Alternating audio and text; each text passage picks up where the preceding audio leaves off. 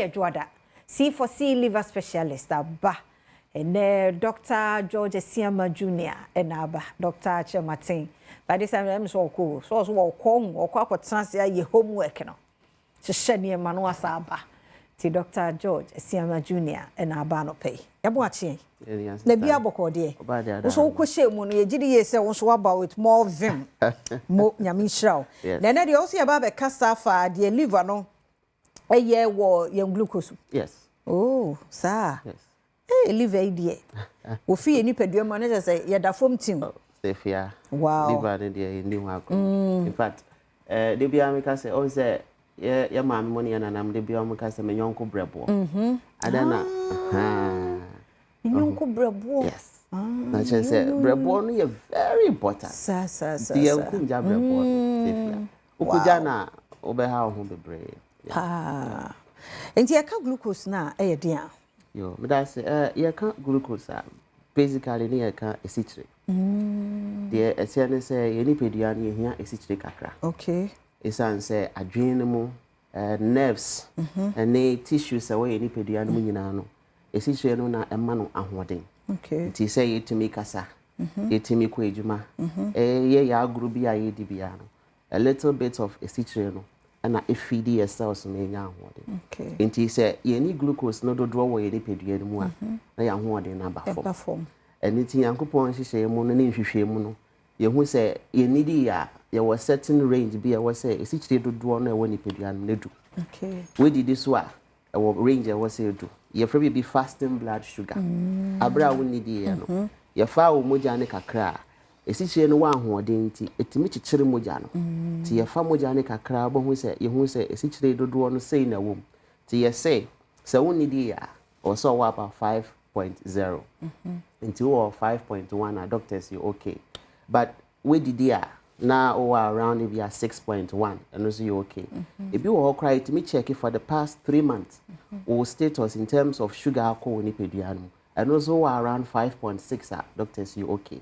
But a cobros wa na di ha ba ni pediano and inti brebo no eboa sani ebe ya esiche no cobros then for how between pediano. Wow. Mentene se bibia hu hia. Sichire no so ne hu hia. Ba ni kwase yedi mano broso. I see. Na ne de mo brofo bi aba ye ka diabetes mellitus a. Yeah. Eno so yedi an de ne cause. Yes. If you am da say sichire no cause bebre a. Na ama o blood vessels no ebre. Okay. Ebra e di how ba woni pedua no so reason say moja ntimi flow ye. Okay. Na diabetes mellitus no derived from a Greek word.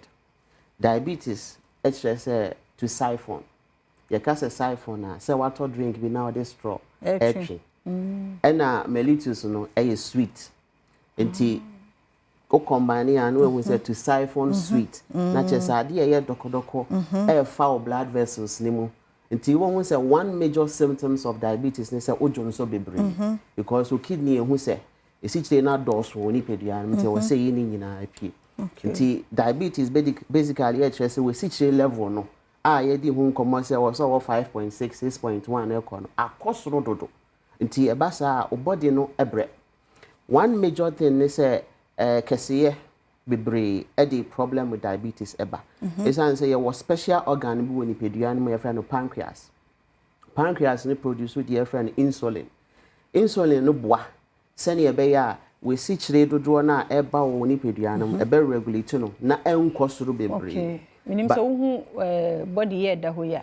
Very good. Pancreas no a very important organ wom and liver no e adwuma bom nti e produce insulin no na insulin no boa sene be ya e be carry esichire no to your muscles no and your tissues no nti si ye kese bebre a esili kwan na insulin ne de be kwa akoma muscles nti wo bon se esichire no abedose wo moja nim eno na ye friend starvation in the midst of plenty ade anke wo se ma wa hoɔden no afi aba be ye bebre wo ni pedua nim nti me moa nti kese ye bebre major cause of diabetes.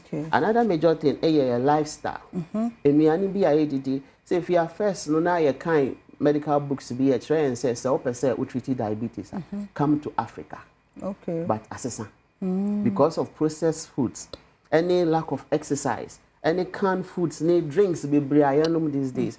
May your clients be bray or ha or catch or say or start to say we jay situate the bear 1 year, 2 years, but still the sugar and a cost room. A patch out and yet a situate particular say would you know and unquan a day diabetes ever. But if you any be brave or why idea a carbohydrate. Carbohydrate in Rianing now break it down to glucose nibi. A bit is rice, a bit is yam. Ye me another do na ye dinner. I didn't hear any situation on qua. It's Diani I didn't a major thing. Yes, why I am exercise. Pacho, a situation about more. O bania, o muscles no burning more. And more minya one na situation free mu. It's 1 year exercise, I see it now more. At your how bro. It's actually doors from Winnipedian must if you at your how be brave. Adreno titru. Adreno a process a year a situation na a quadrine more na nerves a war adreno process no. Need near any information. Aqua command your nerves, your muscles, need near coordinate. It is a situation by doors one. Nerves never adreno, they die. In teen and casasso die. O kidney any problem. Okay. O nipediani nyina benya problem. In fact, when ni cry benya problem. We are bema and who are day one pemuyera. Sabi we are about cry what think so 8 years. All these things no a major things are diabetes, it made the brain nipediano. It must say yeah, you share you do any D near some exercise being kind of lifestyle. Okay. Bebwa na benefit no amaye. It's here near yamra liver no said your topic no SC no. Jumedie Baina, a Kobani say liver no bet me a dear bois, and as I say, yama glucose no doswa, it may affect your liver no. Yes, maybe a liver no, the edican as on mojaso. Enti moja bia ya ko woni peduane mu na wo se brebo no so na ete hokro jin na de koma akoma no na akoma na chiche na esichire no ebe doso a liver no play role bia ye frɛ no glucogenesis pa cha mo fa ncham glucogenesis kire se o break it down glucose na adoso moja ne mu na wa store o store a emra ye hia no na wasan de amaye back eno nti se wo esichire no ekɔ bia 8 9 liver no notice pe na wa start ye ejuma na waji esichire no na wa store in the form of glucogen enti o store abon se wo sugar na ba form enti se wo liver no wa hoden a etimi bua regulate wo sugar na ye ma de etoso biom e bia na wonni di e bato koye exercise ana o person your activity bi uhia a little bit of energy but wa hoden wo form liver no notice o notice a na wasan release glucose no store no e dey amount back na we si chire na san abasro kakra say na be ya obetimi aye wa activities nyina. These are very two important function of the liver.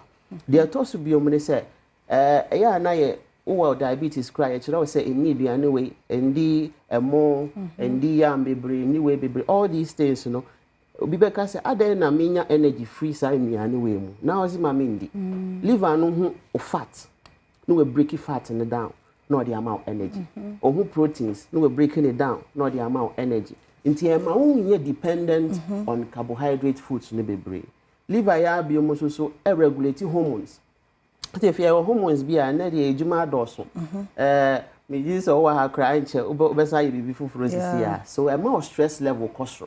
And when your stress level goes up too much, hormone and cortisol hormones will be dose. Cortisol hormones, which your mama will say to me, increase your chances of your glucose level cholesterol. Will leave a year with special receptors be or notice say cortisol hormone dose one. Now we're metabolizing and as we're breaking it down, no they are back out our nipedian. In this case, no or bois, send your bear sugar no cholesterol be emma from be so that all the time in normal range. Enti brabo ne de ye ntu na jeje mu kra condition dia wo treat bia. In fact, World Health Organization kra mayati say non communicable disease or chronic disease no. The toso 9 fourth very dangerous one eku don bebre pan air diabetes. Because diabetes betimi ama wenya cardiovascular disease and I say hypertension, heart condition. Diabetes ya betimi ama wenya nerve problem, neuropathy. Diabetes ya betimi ama wenya vascular dementia. I saw we be free nyoma bebre Alzheimer's diseases ni nyina anti. Okay. Mestre say baby a wo bia no ma obrebo no ho hia.